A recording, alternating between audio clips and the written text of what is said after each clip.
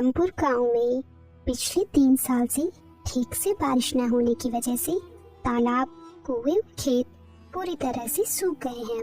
खेतों में पानी न मिलने की वजह से जमीन पूरी तरीके से सूख गई है और उस गांव के केवल एक ही कुएं में पानी है और वो कुआं भी सरपंच की जमीन पर है।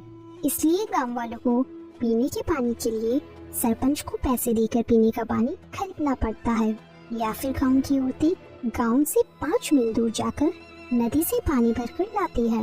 बहुत थक गई हूँ और अभी तो 2 मील और चलना है।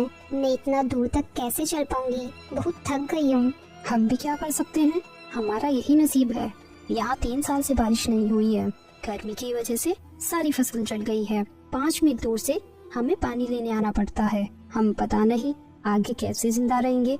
मैं तो सोच रही हूँ ये गांव छोड़कर कहीं और चली जाऊँ। अरे ये क्या हो रहा है? मुझे अब और नहीं चला जा रहा है। मुझे बहुत जोर से चक्कर आ रहे हैं। फिर लता थोड़ा आगे चलते ही गिर जाती है और गर्मी की वजह से बेहोश हो जाती है। अरे क्या हुआ लता बहन, उठो ना। अरे सुनो सावित्री बहन, लता के ऊपर थोड़ा पानी डालो। हे भगवान, थोड़ी तो दया करो हमारे ऊपर। पूरा गांव सूख गया है, पूरी फसलें बर्बाद हो रही है। दया करो भगवान, हमारे ऊपर थोड़ी दया करो। देव जल्दी घर चलो, जल्दी घर चलो देव। तुम्हारी पत्नी नदी से पानी लाते वक्त गर्मी की वजह से रास्ते में चक्कर खाकर गिर गई है। जल्दी घर चलो, डॉक्टर साहब भी आए हैं। जल्दी चलो, कुछ समझ नहीं आ रहा है। फिर वो दोनों जल्दी से देव के यहाँ जाते हैं। अरे क्या हुआ डॉक्टर साहब लता को?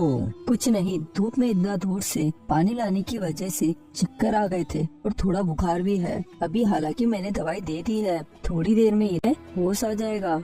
तभी वहाँ देव और रमेश भी आ जाते हैं।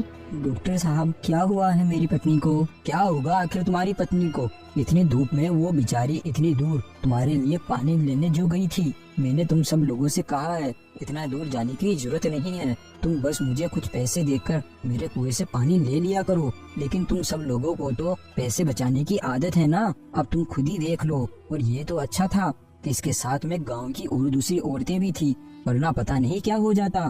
तभी लता को होश आ जाता है। अरे मैं कहाँ हूँ? मुझे क्या हुआ था? आप अपने ही घर में हो। आपको धूप की वजह से चक्कर आ गए थे, लेकिन आप चिंता मत करो, थोड़ी देर में आप सही हो जाओगे। सुनो देव, मैंने अभी के लिए तुम्हारी पत्नी को दवाई दे दी है, लेकिन आगे की दवाई के लिए तुम्हें मेरे घर आना होगा। चलो सब अब यहाँ से, इन्हें थोड़ा आराम करने दो। फिर डॉक्टर और बाकी सभी लोग वहाँ से चले जाते हैं। सुनो, अब मैं सोच रहा हूँ कि तुम्हारी तबीयत भी सही नहीं है, इसलिए अपन सरपंच की यहीं से पानी खरीद कर पी लिया करेंगे। अपनी आमदनी पहले ही ज्यादा नहीं होती और फिर अपन अपने बेटे को शहर में पैसे कैसे भेजेंगे?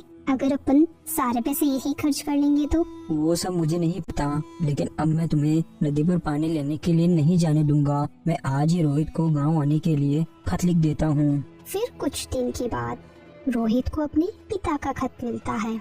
रोहित खत को पढ़कर उसी दिन गांव के लिए निकल जाता है और शाम तक अपने गांव पहुंच जाता है। अरे रोहित बेटा, आ गया तू? अरे बाहर आओ जल्दी, देखो अपना रोहित बेटा आ गया। आओ बेटा आओ। आ गया बेटा तू? जिस रास्ते में कोई परेशानी तो नहीं हुई ना? नहीं नहीं माँ, मुझे कोई परेशानी नहीं हुई। अब आपकी तबीयत कैसी है? बेटा हम दोनों भी बहुत अच्छे हैं। माँ पिताजी, आपको इतने दिनों बाद देखकर काफी अच्छा लग रहा है। बेटा हमें भी तुझे यहाँ देखकर बहुत अच्छा लग रहा है, लेकिन बेटा हमें माफ कर देना। अभी अपनी इतनी आमदनी नहीं हो रही है, इसलिए हमने तुझे बीच में ही पढ़ाई छुड़वा कर यहाँ बुला लिया है। और क्योंकि इस गांव में पानी की बहुत बड़ी समस्या है और अब तेरी माँ की तबीयत खराब भी है, इसलिए वो नदी पर पानी लेने के लिए नहीं जा सकती। तो पिताजी, आप इस समस्या को लेकर सरपंच के पास जाओ, वही इस समस्या का समाधान करेंगे।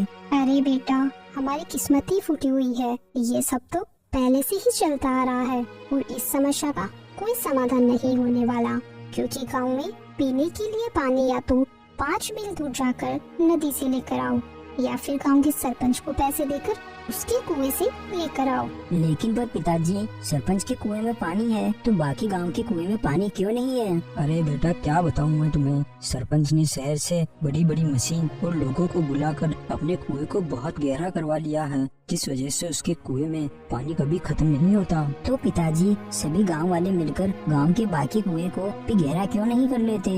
अरे बेटा, गांव वालों ने ये कोशिश भी करी थी, लेकिन गांव की जमीन के अंदर बहुत सारे पत्थर है, इसलिए और खुदाई नहीं होती। और गांव वालों ने मिलकर सरपंच से भी कहा, तो सरपंच ने कहा कि खुदाई करने में बहुत खर्चा आता है। और सरपंच जी ने कहा, अगर हम पूरे गांव की जमीन को बेच दें तो भी गांव का एक कुआं नहीं खुदवा सकते। पिताजी, अब मेरे सारी बात समझ आ गई है। ये गांव का सरपंच ही बहुत लालची आदमी है, इसे केवल पैसों से प्यार है, बाकी गांव वालों से नहीं। लेकिन कोई बात नहीं पिताजी, अब मैं यहाँ आ गया हूँ ना, मैं इस पानी की समस्या को हमेशा हमेशा के लिए खत्म कर दूंगा।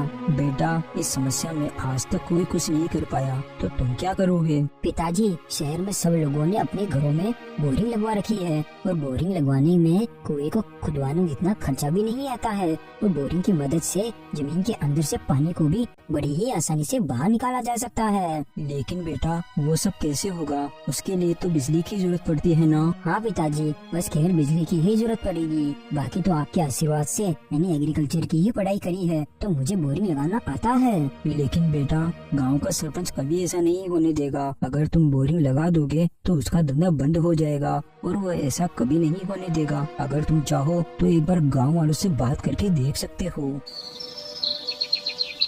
सुनिए, आज मैंने आप सभी को यहाँ बहुत जरूरी बात करने के लिए बुलाया है। क्या बात करनी है रोहित बेटा, बताओ। हमारे गांव में पानी की बहुत बड़ी समस्या है, बेचारी औरतों को 5 मील दूर जाना पड़ता है। अगर अपने गांव में बोरिंग लगा दी जाए तो जमीन के अंदर से पानी को बड़ी ही आसानी से बाहर लाया जा सकता है। अरे तुम ये क्या बोल रहे हो? भला ऐसे कैसे हो सकता है? तुम शहर से आए हो इसलिए बड़ी बड़ी बातें कर रहे हो। जमीन के नीचे से पानी कैसे निकल सकता है? और पानी निकल भी गया तो उस पानी में कुछ मिला हुआ होगा। तो अगर हम उस पानी को जमीन में डालें और हमारी जमीन खराब हो गई तो, और अगर हम उस पानी को पिए और पानी पीने से हमें किसी को कोई बीमारी हो गई तो बताओ क्या करोगे तुम? क्या रे रोहित, तू शहर से आकर बहुत बड़ी बड़ी बातें कर रहा है, ज्यादा हवा में मत उड़।